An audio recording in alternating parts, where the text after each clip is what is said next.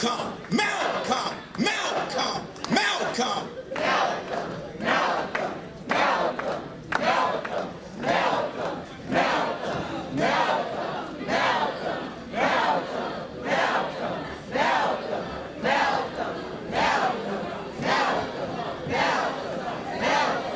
Okay, I thank you. You did wonderful. Now, shut up. No, I'm just kidding. Okay, now look, they're going to chant Malcolm now. Don't y'all go along with them. Now they're going to do it all by themselves. Thank you, guys.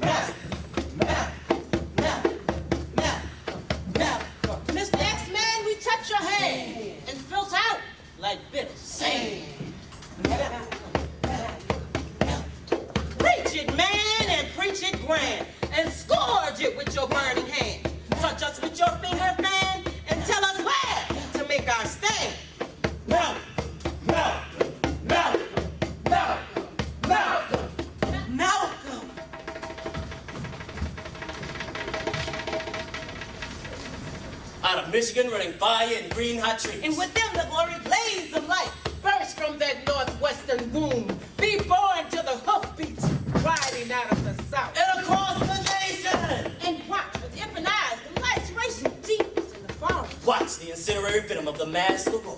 Watch the flaming Jesus turning to lead. And his army cleansing a hooded night of you. Watch black babies from the shadows of your skin.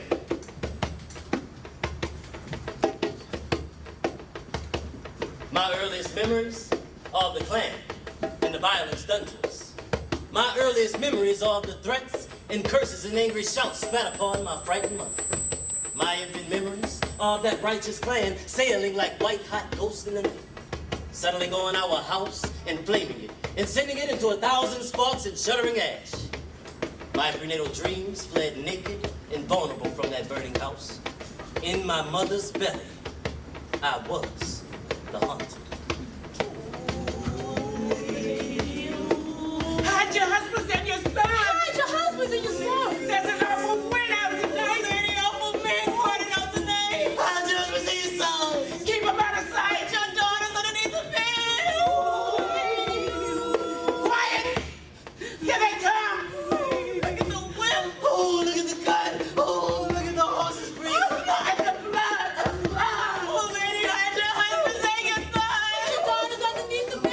Oh, that awful wind. Oh, the awful men. They are killing tonight, lady. They're killing everything inside. They're killing everything black inside.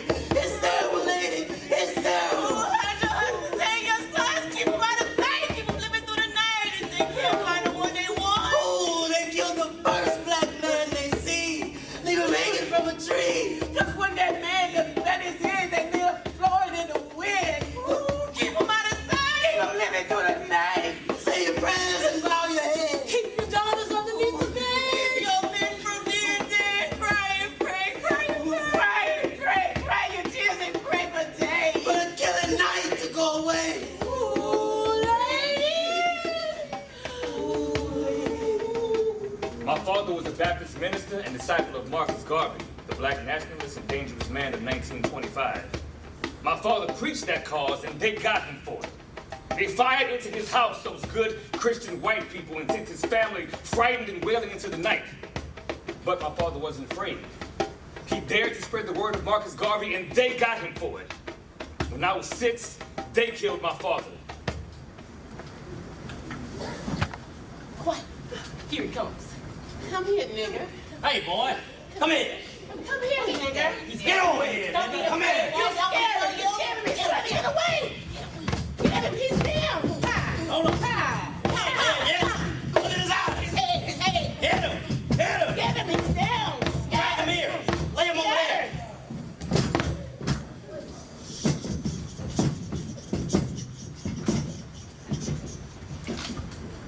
The wind.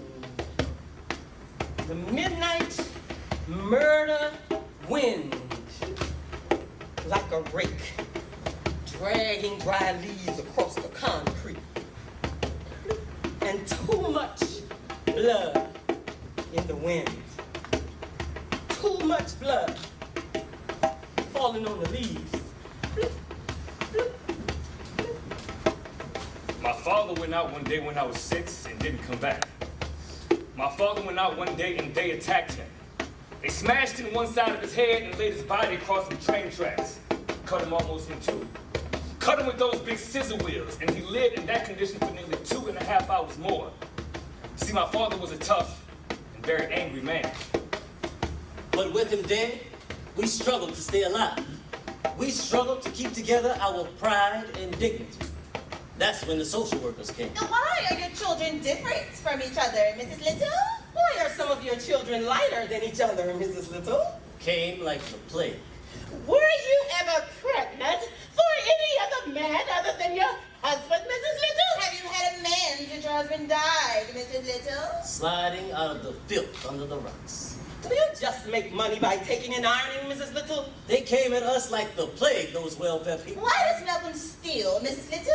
Why don't you eat pork, Mrs. Little? Why are you poor, Mrs. Little? Why is Reginald stupid, Mrs. Little? Why don't you feed your children better? Why don't you dress your children better, Mrs. Little? Why are you poor, Mrs. Little? Why won't you go on relief, Mrs. Little? Why won't you take our money? Why? They came at us hard and tenacious until we were destroyed, until my mother caved under their incessant pressure. Why, children? There's something the matter with your mother. They hauled her off, my mother, shut her up in a mental ward, and sent her 6 kids packing. My earliest memories are of the Klan, shrouded in righteousness, burning our house. My childhood memories are of that white, black legion, invisible in this land, murdering my father. And I do not forget them, nor do I forgive. And what do you think, Malcolm, now? And how do you feel, Malcolm, now, when your mind goes back to that? It could make me a vicious and dangerous person, knowing that they looked at us as a number and as a case in their book, not as human beings. And knowing that in there, my mother was a statistic that didn't have to be, that existed only because of a society's failure, hypocrisy, and lack of mercy and compassion. Hence, therefore, I have no mercy or compassion in me for a society that will crush its own people, then penalize them for not standing up under the weight. And how old were you then? Then I was 13. And what happened to your brothers and sisters? We were split up And where did you live? with some people, And what did you do? went to school, And what else did you do? stole, And why did you steal? because I was hungry. And how was school? Got kicked out, And why did you get kicked out? put a tack in the teacher's seat. And then what happened? I got sent to reform school. But first, But first, I went to a detention home. And I got to tell you about that. The detention home was where they sent you before they sent you to reform school. And it was run by these 2 people, Mr. and Mrs. Swirl. I like Mr. and Mrs. Swirl. I even liked the detention home. It was the first time in my life that I had a room that was all to my own, even if it was a big dormitory. Right off after I got there, they had me doing things around the house because they liked me. Cleaning up and dusting, mopping and scrubbing. And when I looked up and realized it, I was their mascot. I'd be there mopping and sweeping, and they'd talk about niggas and anything with me right there. You know the way you see people talking about private things in front of their dogs? That was the Swirlins. The way you see people walking around naked in front of their dogs? That was the Swirlins. While they talk about me and other niggas with me right there as if I had no understanding of what it all meant. They loved to talk about niggas, and they knew a lot of nigga stories. Honey, don't they all? Why, dear, niggers are just happy people. You don't even have to tickle niggers to make them grand. But these niggers all live in these shacks and hovels with these big, fine, shining cars parked out front. Well, honey, niggers are just that way. Well, now tell me, Passion Pie, how big are niggers' feet? Well, I don't know, honey stick. How big are they? Big enough to leave holes in the ground instead of footprints. But tell me, Dingus Heart, is it true all nigger men have tails? Big, long, black tails. Well, I wouldn't know about that one, Love Dip, but I have heard it said that niggers have claws instead of toenails. Oh, that's because niggers are so close to the earth. Now tell me, Passion Pie, why do niggers have such big, thick lips? Well, I don't know, Dingus Heart. Why are they so big? From doing this all the time. And I was there all the time, mopping and dusting. But I may as well have been their doorstep. When local politicians would come in and visit the Swirlins, I would be ushered in, and the visitor would look me up and down and express his approval as if I was some fine pony or pedigree pup. Never dawned upon them that I could understand that I wasn't a pet, but a human being. They never understood. They never really did see me. And they never credited me with the same sensitivity, intellect, and understanding they would have been willing to recognize in a white boy in my position. But I never got to reform school. My name came up 3 times to be sent there, and each time it was ignored. It was Mrs. Swirlin's doing. One day she told me that I was going to Mason Junior High, the only school in Mason, Michigan. No ward of the detention home had ever gone there. I was the first. 2 ways. Everybody called me nigger. But they meant no more harm by it than did the Swirlins. It was their way. But as class nigga, I was a novelty. It was hard for me to get through the day without being asked to head up this or join that. And I never turned them down. And it wasn't bad there until one day when I found myself alone with my English teacher, Mrs. Ostrowski. Now, I was one of the school's top students and made some of my best grades in Mrs. Ostrowski's class. She was a natural-born advisor. She'd advise about anything, what you ought to do, read, think, anything. I think about her sometimes in the light of the way things turned out. Anyway, I knew Mrs. Ostrowski was advising the other kids, saying they should strike out into new fields after school and they should make something more of themselves than just farmers and housewives. So she says to me, Malcolm, have you given it any thought about a career? Tell me. Well, I kind of, No, Malcolm, don't hedge. You've got to get into the habit of saying straight out what's on your mind. Now, out with it, boy. well, ma'am, I've been thinking sort of deep on it and I kind of think I'd like to be a lawyer. No, Malcolm. One of life's first needs is to be realistic. Now, we all like you. You know that, don't you? Of course you do. Now, I myself am very fond of you, but you are a nigger. Now, you have to be realistic about being a nigger. Now, a lawyer, that's not a realistic goal for a nigger. Now, you need to think of something you can be. No, you people are very good with their hands. I've seen your work in carpentry shop. Everybody talks about it and admires it. Now, you as a person, you get all kinds of work. it was after that I began to change on the inside. I drew away from white people, where the word nigger had slipped off my back before.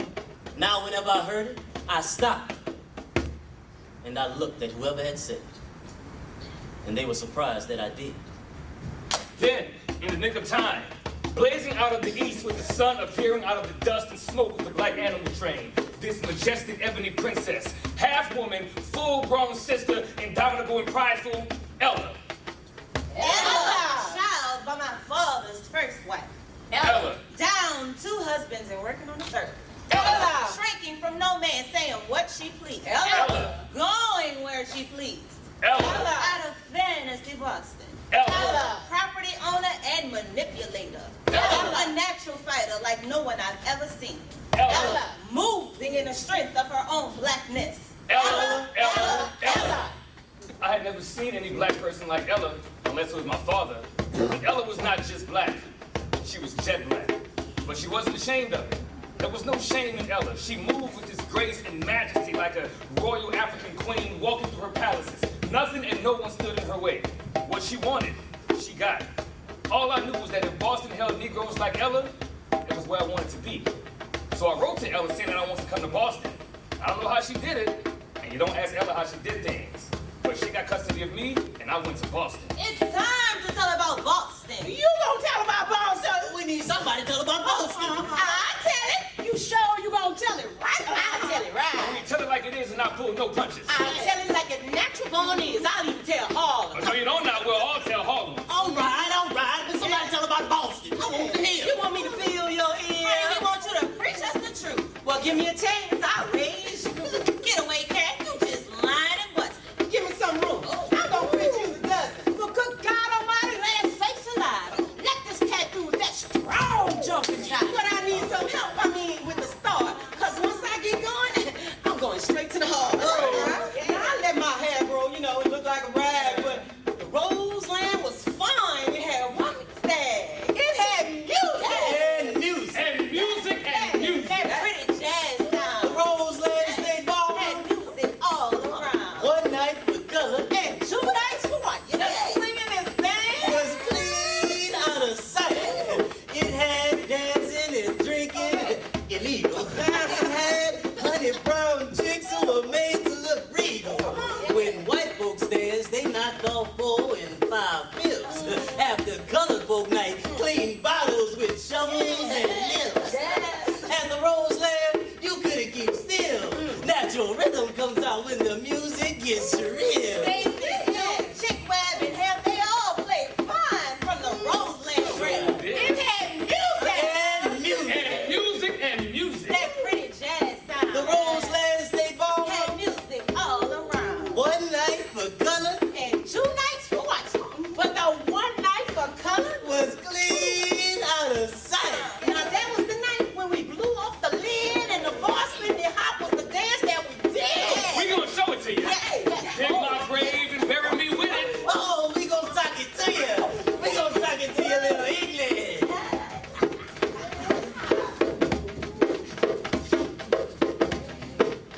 Hey, Red, I understand you got a silk that's something else. Yeah, man, that's it. But why get you a white woman when there's plenty of spade chicks out here that'll be for you all the way? Cause I got this suit. That's what. Well, you got something against colored women? What's a white broad got that a colored girl ain't? Well, for one, her hair don't go back when she sweat. And for two, your fingers don't get all greasy when you try to run them through her hair. And her lips don't look like hog maws. Man, I don't care if she's the fattest, ugliest, dumpiest woman on earth. She white and she precious. And it make me a bad Moten Gator, cause she do anything I say. Now, how these here white chicks supposed to work out on this here racket? Simple. See, it work like this.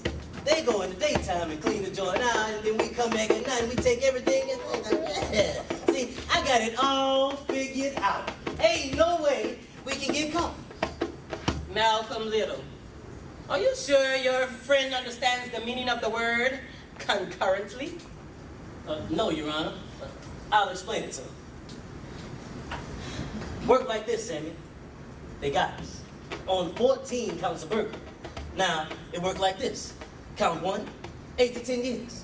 Count 2, 8 to 10 years. Count 3, 8 to 10 years. And, so on and so forth like that. Now, concurrently, that means that you're supposed to serve them one right after the other. So, man, if you add them all up, that means that you got a...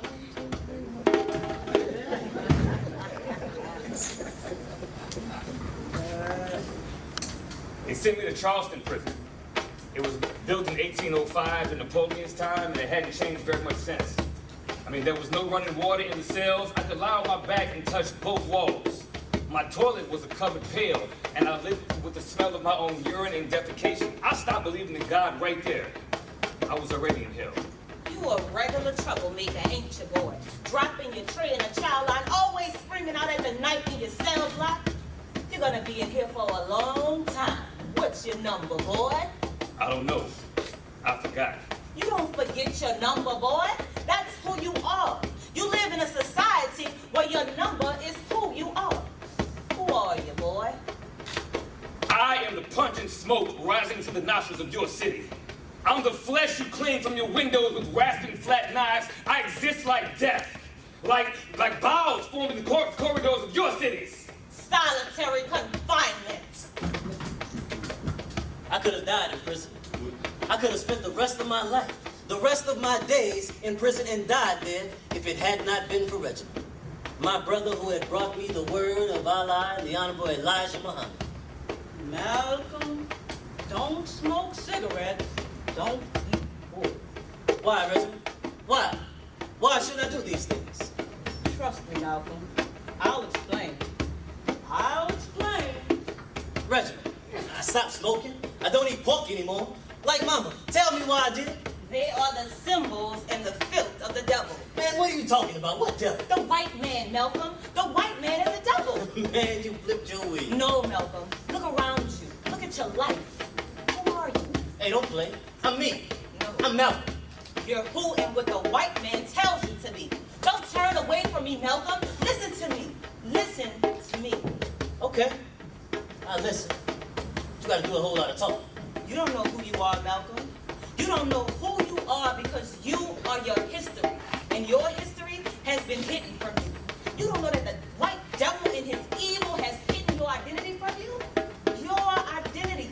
He has hidden from you that you are from a race of people of ancient civilizations and riches and gold and kings.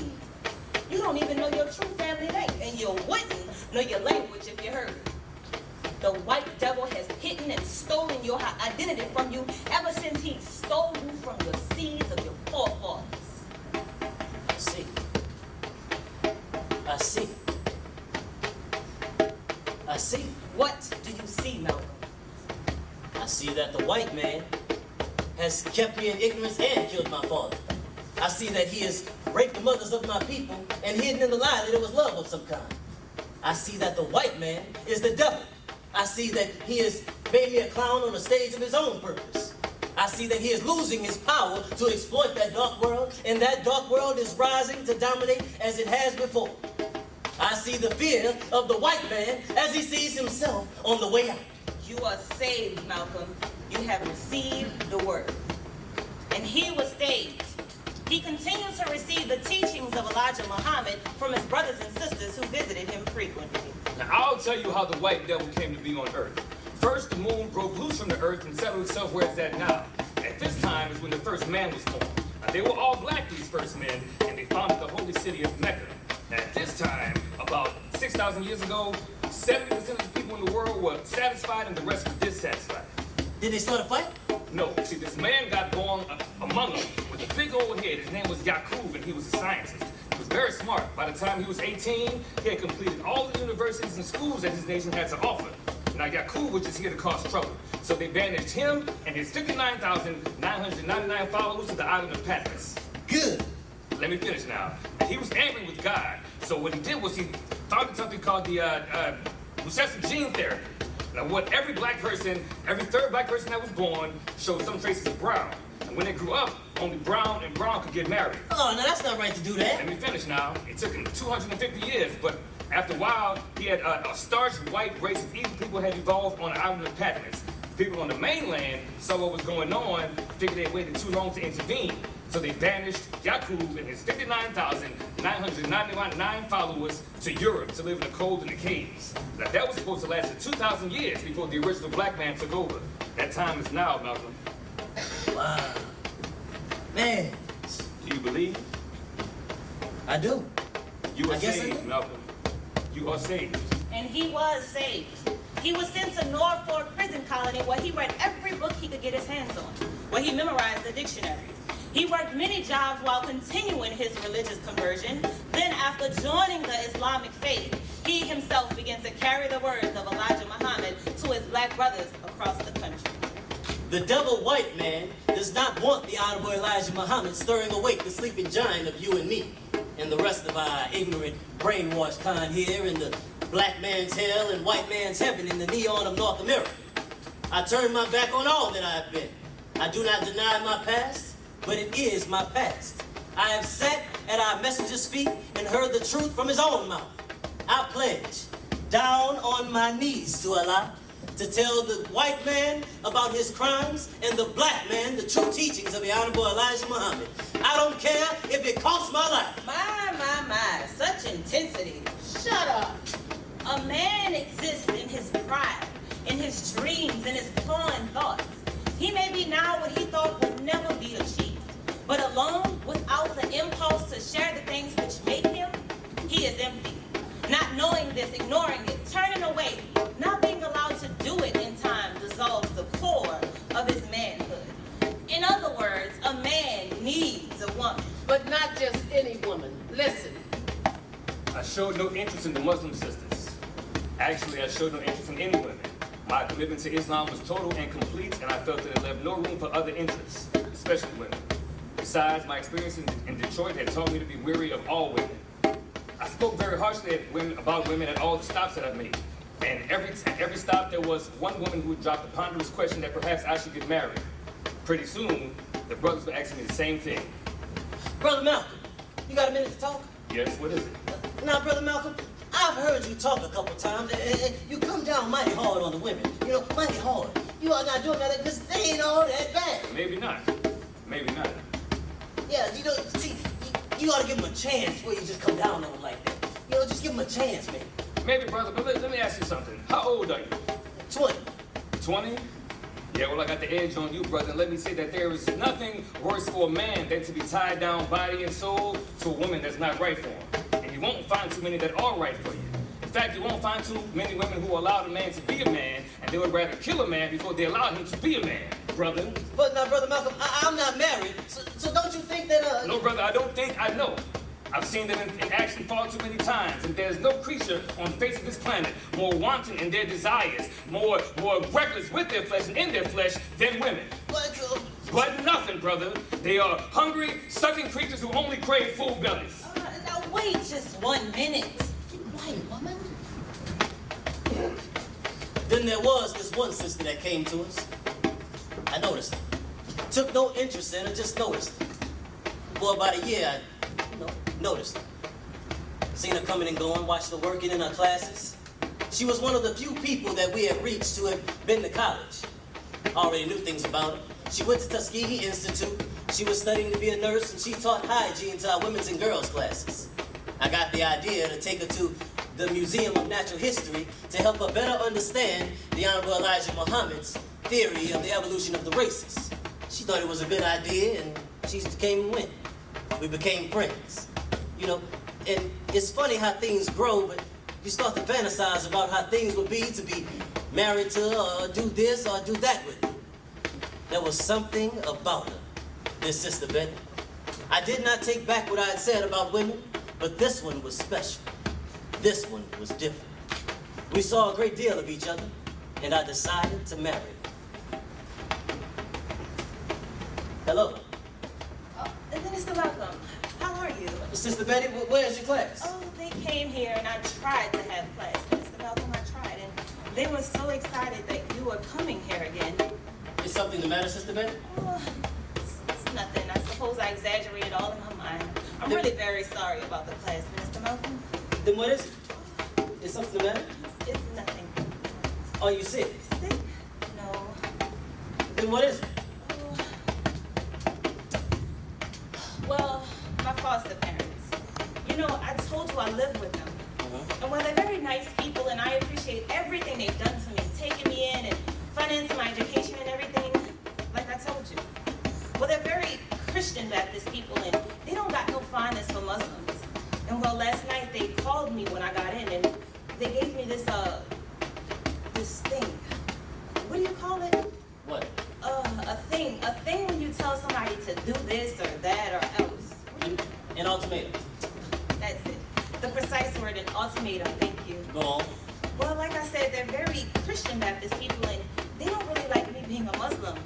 And well, last night they gave me this ultimatum. They told me either to stop being a Muslim or I'll have to quit nursing school and move out of their house. I mean, I understand their feelings, but I can't give up my faith. I mean, I just can't give up my faith. I have to move because I told them that I wouldn't give up my faith for them. I have no place to go, nowhere to go, Minister Malcolm, and I don't know what it's like to be on the streets. And I'm afraid.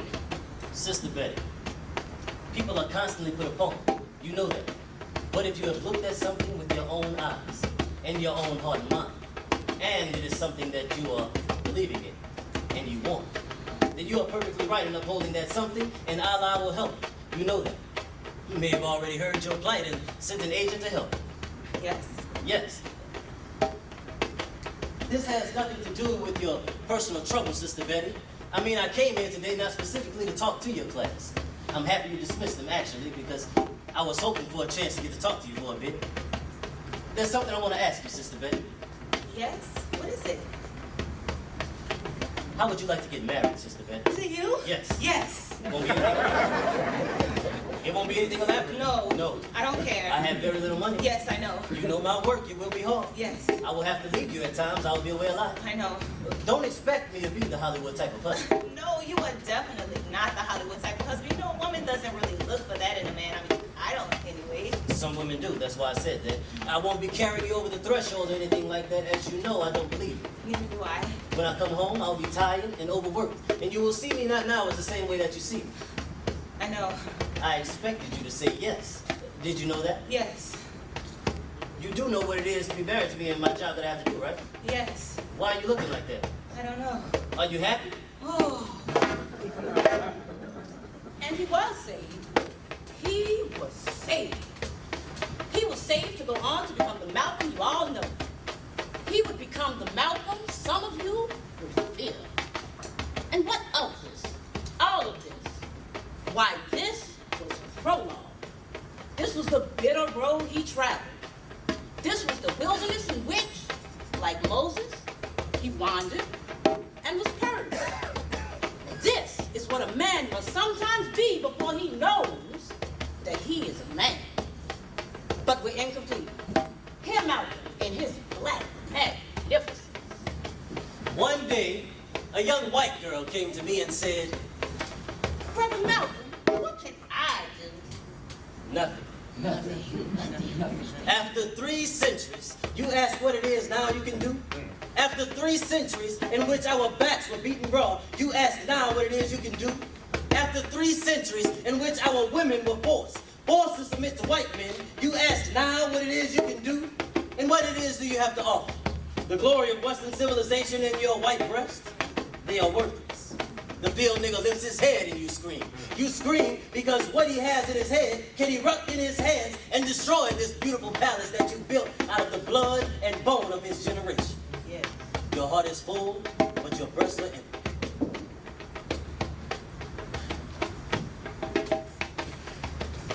The social philosophy of Black Revolution simply means that we must come together to destroy the evils, the vices, the alcoholism and drug addiction, and other evils that are tearing down the moral fiber of our community. Yeah. We must elevate the level of our community so we could be comfortable in our own social circles and won't be running around trying to knock our way into a social circle where we're not wanted. So I say, in spreading the gospel of Black Revolution, that it is not meant to make the black man reevaluate the white man. You already know him. It is meant to make the black man reevaluate himself. And that whole thing about appealing to the moral conscience of America, America has no conscience. America's conscience is bankrupt. Uncle Sam has no conscience. He lost it a long time ago. And they don't eliminate evil because it is evil, because it is illegal or immoral. They only eliminate evil when it's a threat to their own existence. What else did he say, brother? As soon as the white man sent you to Korea, you bled. He sent you to Germany, and you bled. He sent you to the South Pacific to fight the Japanese, and you bled. So good. You bleed for the white man. But when it comes to your own churches being bombed and little black girls being murdered, you haven't got any blood. You bleed when the white man says bleed. You bark when the white man says bark. You bite when the white man says bite. Yes. I hate to say this about my people, but it's true. How are you going to be nonviolent in Mississippi as violent as you were in Korea? How are you going to justify being nonviolent in Mississippi and Alabama when your own churches are being bombed and your daughters are being murdered. And at the same time, you're going to be violent with Hitler and Jojo and some other guys you don't even. What else did he say? I believe that it would be almost impossible to find anywhere in America a black man that has lived further down in the mud of human society than I have, or a black man who has dealt with more anguish than I have, or a black man who has dealt with more ignorance than I have. Yes. I do believe that I have fought the best I have with the shortcomings that I have had. I know that my lack is many, but I have done the best with what I've been given. Now, in speaking like this, it does not mean that I am anti-American. I am not. I'm not anti-American or un-American. I don't say this to defend myself because if I was that, I'd have every right to be that. Yes. After what America has done to us, this government should be thankful our people are not anti-American. Yes. They should get down on their very hands and knees and thank God that 22 million black people are not anti-American. Yes. You've given us every right to be. And what else did you say? I have never seen any woman, white or black, express any admiration for a man with a conch or process. Although any white woman with a black man isn't thinking about his hair. But I can't understand how any black woman with any pride in herself could be seen walking down the street with a black man wearing a conch. The very emblem of the shame that he is black. And what else did he say? And when I say love one another, I mean we have to have love for ourselves. Right. Most of these Negroes walking around talking about love each other, they only want you to love the white man. When they say suffer peacefully, they mean suffer peacefully at the hands of the white man. Yes. And what else? In the past, I have permitted myself to be used to make sweeping indictments of all white people. Now, these generalizations have caused injuries to some white people who did not deserve it. Because of the spiritual rebirth which I was blessed to undergo as a result of my pilgrimage to the holy city of Mecca, I no longer make sweeping indictments of one race. My pilgrimage to Mecca proved to convince me that perhaps American whites can be cured of the rampant racism which is consuming them and about to destroy this country. In the future, I intend to be careful not to sentence anyone who has not been proven guilty. I am not a racist and no longer subscribe to the tenets of racism. In all honesty and sincerity, I wish nothing but freedom, justice, and equality, life, liberty, and the pursuit of happiness for all people. Now, my first concern is to the group of people which I belong, the Afro-Americans. Yeah. For we, more than any other people, are deprived of these inalienable rights. All right. What else? More. Travel broadens one's scope. Anytime you do any travel, your scope will broaden. Doesn't mean that you change, you broaden. Well, no religion will ever make me forget the continued use of fighting dogs on our people in this country. No religion will make me forget police clubs going upside our heads. Yes. No God, no religion, no nothing will make me forget it until it stops. Until it's finished, until it's eliminated. And I want to make that point clear. And what else did he say? When I left the Black Muslim movement, I stated clearly that it wasn't my intention to even be aware that they even existed. But they were fearful. So they had to try to silence me for what they know I know. Yes. I think that they should know me well enough to know that they certainly can't frighten me. But there are some things within the Black Muslim movement which, when they come to light, will shock you. The thing that you have to understand about those of us in the Black Muslim movement was that we believe 100% in the divinity of Elijah Muhammad. We believe that God actually taught him all that. I believe that he believed it himself. And when I found out that he didn't believe it, I was shocked. And when the shock reached me, I then began to search elsewhere for other things that confront us so that we can come together in some kind of way and offset them. Yes. But I will say this, that no white man or white group can use me against Elijah Muhammad or the Black Muslim movement. Whenever I open my mouth up against a black man or a black group, no white man can you put words in my mouth or sick me on another black group. Any Negro who teaches other Negroes to turn the other cheek is disarming that Negro. Any Negro who teaches other Negroes to turn the other cheek in the face of an attack is disarming that Negro of his God-given right to defend himself. Well, everything in nature can defend itself and is right in defending itself except the American Negro. But when the black man has had enough and erupts, they want to call him violent. And as long as this doctrine is used to justify the mistreatment of blacks, it is never called hate. yes. What else did he say? This would be America's hottest year. Her hottest year yet. A year of much racial violence and much racial bloodshed. But it won't be blood that's going to flow only on one side. Yes. This generation of recent years are forming an opinion. And it is a just opinion. That if there is to be bloodshed, it will be reciprocal. Bleeding on both sides. Yes. An example of this is in Cleveland. The police were putting water hoses on our people there, throwing tear gas at them. Well, they were met with a hail of rocks, a hail of bricks, and a hail of stones. A couple of weeks ago, Jacksonville, Florida, young teenage Negro was throwing Molotov cocktails. Well, Negroes didn't do this 10 years ago.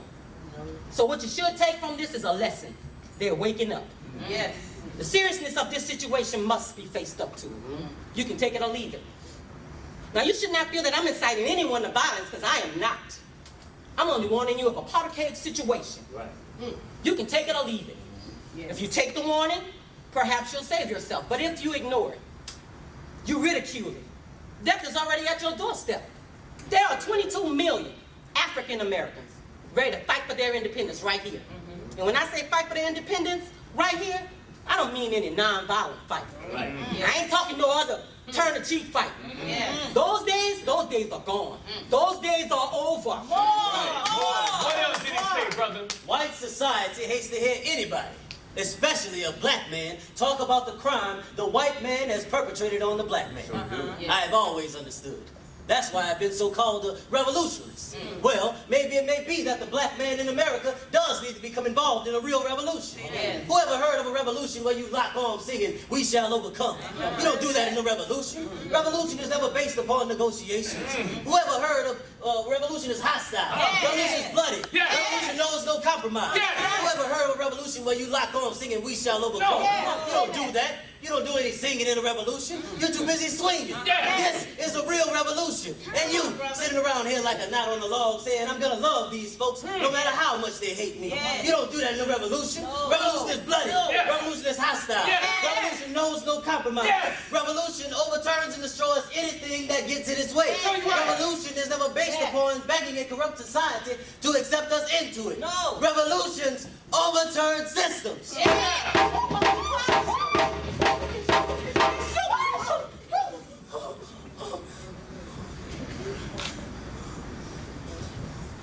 They shot him. They shot Malcolm X. They gunned him down before your lacquered eyes with shotguns and 38s and 45s. They gunned him down and you barely saw it and you hardly even heard it. They fired on him after he had hit the floor and you barely saw that they were killing you. Malcolm X died broke, leaving behind his pregnant wife and 3 children. One dead nigger just adds up to one dead nigger. Nothing else. You did it. Whoever killed Malcolm X was formed in the crucible of Western civilization. Malcolm X committed black suicide. All this about a Negro, an ex-convict, ex-dope peddler, who was a racial fanatic. And now, there's white paint on your coat. There's blood on your alligator shoe. The vampires are at you. And there are no golden metaphors. Except in exploded bricks. All this about a Negro, an ex-convict, ex-dope peddler, who was a racial fanatic. Malcolm.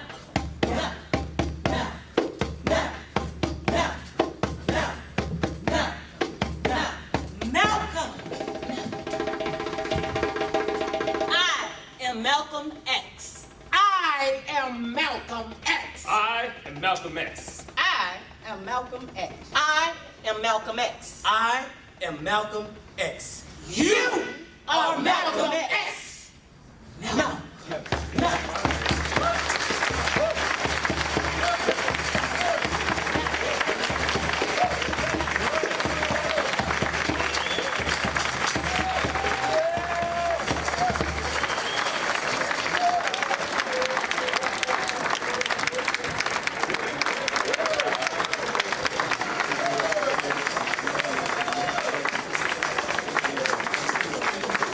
the cast of Hajj Malik.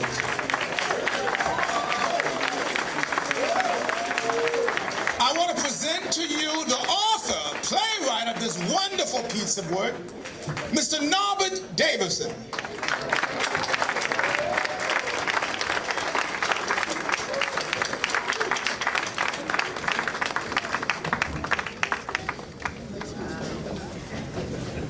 All right, Brother Norbert Davidson, please be recognized.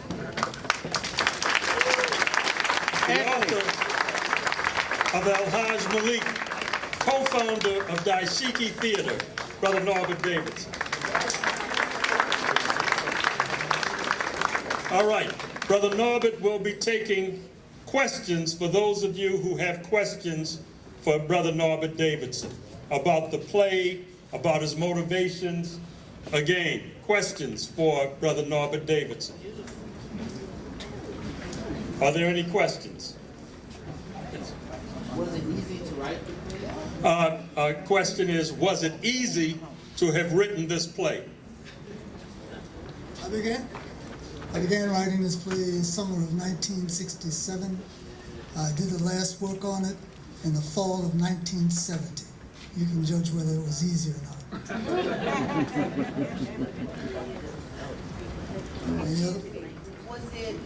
How did you come by the concept to have where it's like him looking at himself, even though he was talking, there was someone, it's like the concept of writing it for the director, whoever would put the play on, to know that he would be there talking, but also like when it was him young and him old, standing there. The conceit I was working with is that a group of actors come on the stage and create a portrait of Malcolm X, and that was it. Hi, Norbert. Hi.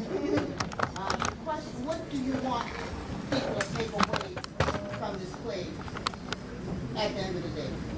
Whatever they can get. I mean, you know, once I'm finished writing and directors and actors get hold of it and do a production, it's what the audience gets out of it. I cannot control what the audience draws from it. I hope they draw positive things from it. Got a question?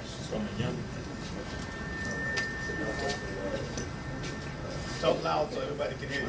My question was that, what is? Have somebody ever tried to stop you From doing the play? like publishing? No. The question, did anybody try to stop him from writing, trying to put a stop for this going out in the public? I think the only person who wanted me to stop was my grandmother. I was finishing the play at her dining room table, and she was kind of disturbed that I was approaching this with a certain amount of intensity that she hadn't seen from me. That's the only person who ever tried to stop me from doing this. When I was working on it, all I got was encouragement. First version I wrote ran about 40 minutes. We did that summer of 1967 at Dillard University with a group of freshman students who had come in that summer to prepare themselves for their first semester. And they were extremely encouraging. You can go to one of them mics and speak in there so that everybody can hear you. If you got a question, go to one of those mics. One of those mics so he can hear you. Turn that one, you do that one. And those who want to ask questions to Mr. Davidson can line up here and ask through the microphone so everyone can hear you. And also, if you want to ask questions to the actors as well, feel free to. What was the biggest motivation and inspiration for this whole thing? The motivation and inspiration for this? This grew out of an acting class that I was involved in when I was at Stanford University. The acting teacher had the paperback version of the autobiography of Malcolm X had just come out, and he read this, and he thought that the class, it would be a good idea to create an improvised dramatization of the book. We did some improvisations, but it didn't work, and it was in my mind that the improvisations were going nowhere. There was no end to it. There was no focus. Clear the line for the camera, please. And it started going around in my mind to organize a production or play about Malcolm X that would have some drive and some focus. That's how it came about. Has there been any thought or anything done about video or film of the piece? No. Nobody's ever talked to me about doing a film or video version of it. Would you approve? Not at this point. Okay. I think the most unusual request I got was from, it was a letter I got, and it kind of took me aback. You want to put it back over there? Was, Yeah, you can do that. a request from Norwegian State Radio to do a radio production of the play, and I couldn't imagine how it would sound in the Norwegian language.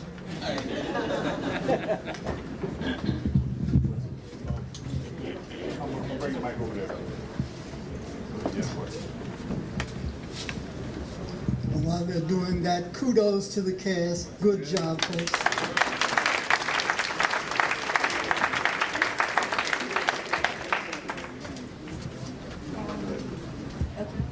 What made you do Malcolm X? Talk loud, so everybody. Speak in the mic.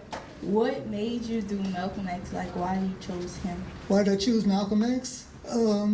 At the time, it was a different time in America. There were constant protests because of the Vietnam War. I mean, you're talking about the nation being divided now. It was really violently divided over the Vietnam War, violently divided over the Civil Rights Movement, and there were riots in black neighborhoods in cities all across the country. I mean, it was serious business. There were tanks in the street. There were paratroopers in the streets with rifles locked and loaded, and bayonets, and people were being killed in these riots. So it was a hot time in America, and it was a time of protest among African Americans. And to me, Malcolm was saying something at that time that I thought needed to be spread.